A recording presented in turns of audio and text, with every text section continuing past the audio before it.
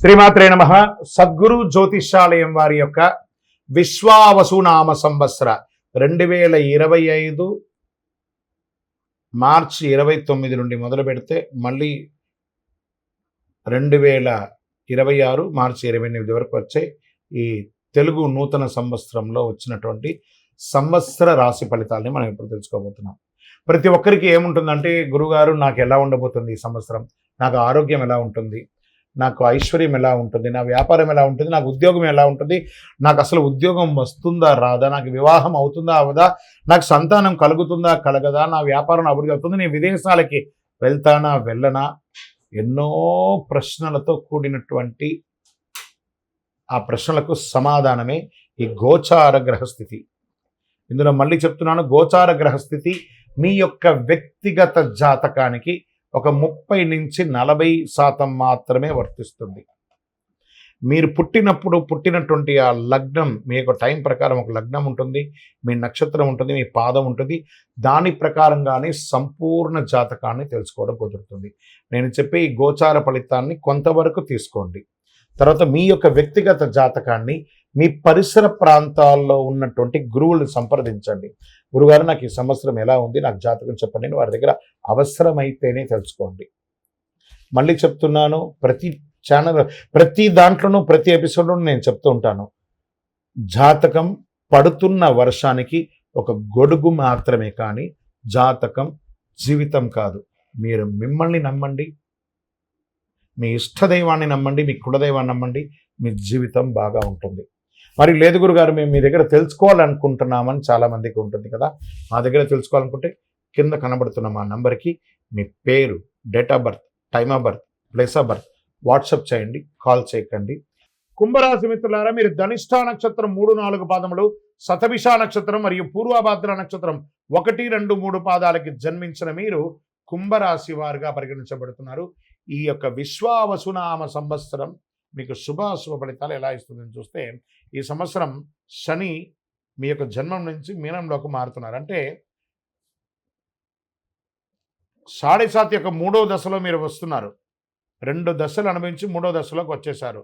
అంటే పాదశనిగా మారిపోతుంది. వీరికి సంవత్సరం శని జన్మ ద్వితీయ రాశులతో సంచరించే మిక్కిలి శ్రమకరంగా ఉంటుందని కూడా చెప్పవచ్చు. ఇదేదో మీకు బాగా ఉంటుంది, బాగా లేదని చెప్పడం కాదు. ఒక గ్రహం బాగా లేకపోయినా మిగతా గ్రహాలు బాగున్నాయి, అవి కూడా చెప్పుకుంటూ వస్తాను. ఏ కార్యంలో సానుకూలంగానికి చాలా ఇబ్బందిగా ఉంటుంది. వృధా కార్యక్రమాలు ఎందు అలసట, భార్యపుత్రాది స్వజన విరోధములు, ఆరోగ్య లోపములు జరిగే అవకాశాలు ఉన్నాయి. అకారణ కలహములు అయ్యే అవకాశాలు ఉన్నాయి. పాప చింతన కలిగే అవకాశం ఉన్నాయి. చైత్ర వైశాఖమునందు, కార్తీక మార్గశిరమునందు గురువు చతుర్థ షష్ఠ రాశులందు సంచరించినప్పుడు బుద్ధి చాంచల్యం, తేజోహాని, ప్రవాసం, బంధుమూలక వ్యధ కలుగును. శత్రుజ్ఞాత బాధలు, చోర రోగ బాధలు అధికమయ్యే అవకాశాలు ఉన్నాయి. ఉద్యోగస్తులు ఇబ్బంది పెట్టే అవకాశం ఉన్నాయి. మిగిలిన సమయం అంతా కూడా పంచమ గురువు అయినందున చాలా వరకు పరిస్థితులు అనుకూలించారు. గురు భగవానుడు అనుకూలంగా కలిగిస్తున్నాడు మీకు. పుత్రవృద్ధి, సుజనత్వం, ప్రభు అనుకూలత, రాహు ద్వితీయ జన్మరాశుల్లోనూ, కేతువు సప్తమ అష్టమ రాశుల్లోనూ సంచరించే వృధా వ్యయం, వృధా వైరం, అధిక ప్రయాస కలుగుతుంది. భార్య భర్తల మధ్య కూడా కాస్త సఖ్యత లోపం అవుతుంది. స్వజన విరోధం, ఆరోగ్య లోపం, కళత్ర వర్గంలో పేచీలు, అన్నదమ్ముల మధ్యలో విపరీతమైనటువంటి పేచీలు, గొడవలు ఏర్పడే అవకాశాలు ఉన్నాయి. ఆఖరికి విడిపోయే అవకాశాలు కూడా ఉన్నాయి. ఇది భయపెట్టడానికి చెప్పట్లేదు, నిజాన్ని చెప్తున్నాను. చైత్ర వైశాఖ మార్గశిర పశ్చిమాసంలో కొంత అనుకూలం వస్తుంది. ఆషాఢ శ్రావణ భాద్రపదములందు అధికంగా జాగ్రత్తగా ఉండవలసినటువంటి అన్ని రంగాల వారికి, ఉద్యోగ, వృత్తి, వ్యాపార, విద్యార్థి, స్త్రీ పురుషులు అన్ని వారు కూడా జాగ్రత్త సుమి. 2025, 26 ఇది మీరు ప్రతి క్షణం అనుకూలంగా ఉండవలటువంటి ఒక సంవత్సరం అని కూడా చెప్పచ్చు. తర్వాత మన మాస ఫలితంలో ఆ మాసంలో ఎలా మార్పులు జరుగుతాయో చెప్తాను. ఓవరాల్ 45% అనుకూలం, 55% ప్రతికూలం. అంటే మీరు ఎక్కడున్నారో ఒకసారి మీరు ఊహించుకోండి. మీరు మనం నడిచి వెళ్ళే దారిలో ఒక స్పీడ్ బ్రేకర్ ఉందంటే తెలిసిందంటే మనం జాగ్రత్త పడతామా లేదా? లేదా అలా ఎక్కి కింద పడిపోతాం కదా. కుంభరాశి మిత్రులారా చాలా జాగ్రత్తగా ఉండాలి. ప్రత్యేకించి ఆరోగ్యం పట్ల శస్త్రచికిత్స అయ్యే అవకాశాలు కూడా ఉన్నాయి. వాహన ప్రమాదాలు కూడా అయ్యే అవకాశాలు. ఏంటి గురుగారు మీరు ఇలా చెప్తున్నారు అని అంటే, చెప్పకపోతే దోషం, చెప్పాను కాబట్టి జాగ్రత్త పడండి. ఇది మాత్రం నేను మీకు చెప్పగలను.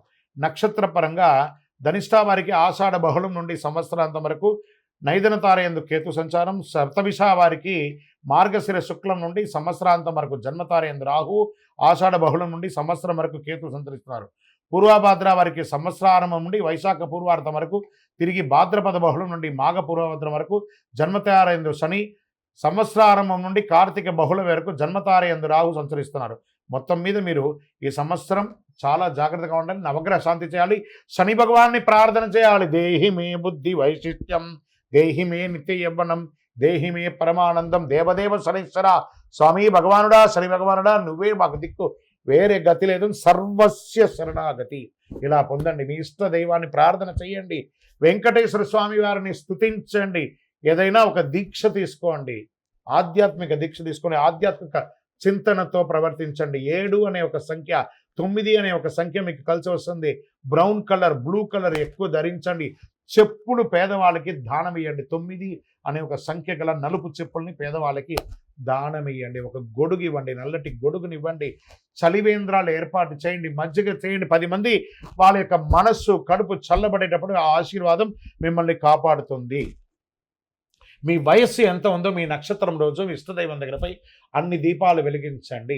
ఇంకను సకల దోషాలు తొలగి ఆనందంగా ఉండడానికి ఈ యొక్క కరుంగాళి, అద్భుతమైనటువంటి అతి శక్తివంతమైనటువంటి కరుంగాళి మాలను ధరించండి. విజయోస్తు.